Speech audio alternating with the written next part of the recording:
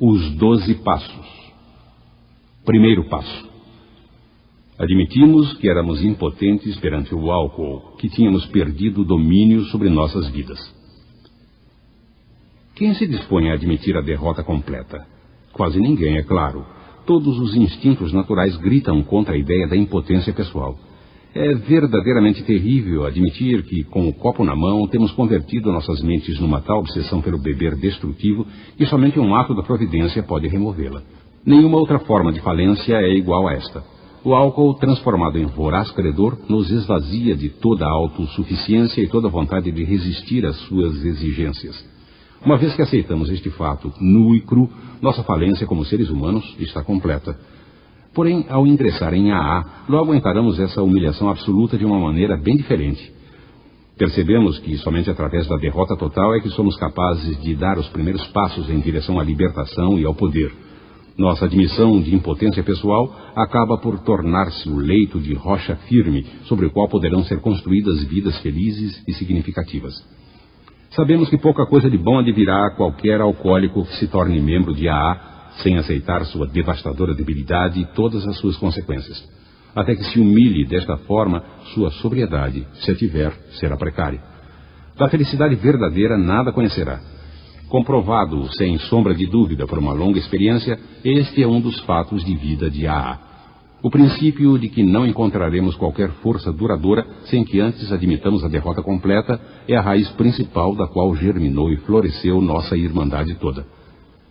Inicialmente, ao sermos desafiados a admitir a derrota, a maioria de nós se revoltou. Havíamos nos aproximado de AA esperando ser ensinados a ter autoconfiança. Então nos disseram que no tocante ao álcool de nada nos serviria a autoconfiança. Aliás, era um empecilho total. Nossos padrinhos afirmaram que éramos vítimas de uma obsessão mental tão sutilmente poderosa que nenhum grau de força de vontade a quebraria. Não era possível, disseram, a quebra pessoal desta obsessão pela vontade desamparada. Agravando nosso dilema impiedosamente, nossos padrinhos apontaram nossa crescente sensibilidade ao álcool. Chamaram-na de alergia. O tirano álcool empunhava sobre nós uma espada de 2 gumes. Primeiro, éramos dominados por um anseio louco que nos condenava a continuar bebendo, e depois por uma alergia prenunciadora de que acabaríamos nos destruindo. Pouquíssimos mesmo eram os que, aflitos desta forma, haviam saído vitoriosos lutando sozinhos. Era um fato estatístico os alcoólicos quase nunca se recuperarem pelos seus próprios recursos. E assim parece ter sido desde a primeira vez que o homem espremeu as uvas. Nos primeiros tempos de AA, somente os alcoólicos mais desesperados conseguiram engolir e digerir essa verdade amarga. Mesmo estes agonizantes frequentemente encontravam dificuldades em reconhecer quão poucas esperanças havia. Contudo, alguns o reconheceram e, tendo se agarrado aos princípios de AA com o mesmo fervor dos que estão se afogando e se agarram ao salva-vidas, quase que invariavelmente se tornaram sóbrios. É por isso que a primeira edição do livro Alcoólicos Anônimos, publicado quando éramos poucos membros, tratava somente de casos desesperados. Muitos alcoólicos menos desesperados experimentavam AA, mas não eram bem-sucedidos porque não podiam admitir a sua impotência. É com imensa satisfação que podemos afirmar que, com o passar dos anos, isso mudou. Os alcoólicos que ainda mantinham sua saúde, suas famílias, seus empregos e até 2 carros na garagem, começaram a reconhecer seu alcoolismo.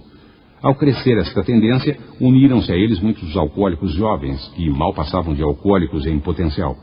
Evitaram os últimos 10 ou 15 anos de puro inferno pelo qual nós outros havíamos passado.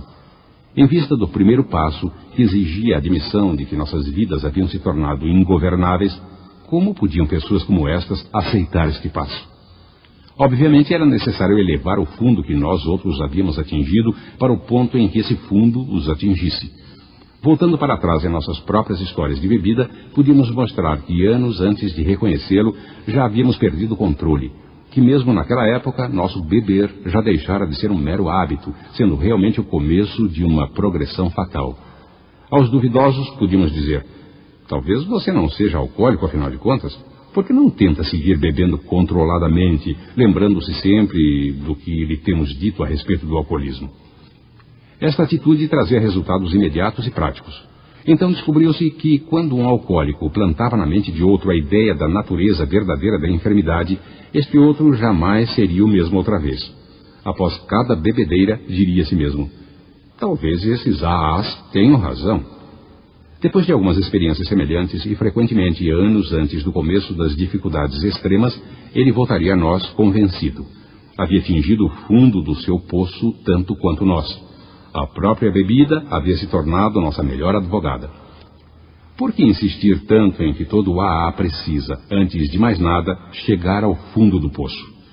A resposta é que poucas pessoas praticarão sinceramente o programa de AA, a não ser que tenham atingido o fundo, pois praticar os restantes 11 passos de AA requer a adoção de atitudes e ações que quase nenhum alcoólico que ainda esteja bebendo sonharia adotar.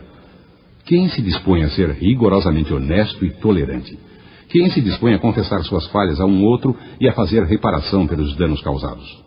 Quem se interessa, ao mínimo, por um poder superior, ou menos ainda por meditação e oração? Quem se dispõe a sacrificar seu tempo e sua energia tentando levar a mensagem de AA ao próximo? Não, o alcoólico típico, o egoísta ao extremo, pouco se interessa por estas medidas, a não ser que tenha de tomá-las para sobreviver. Sob a chicotada do alcoolismo, somos impelidos ao AA e ali descobrimos a fatalidade de nossa situação.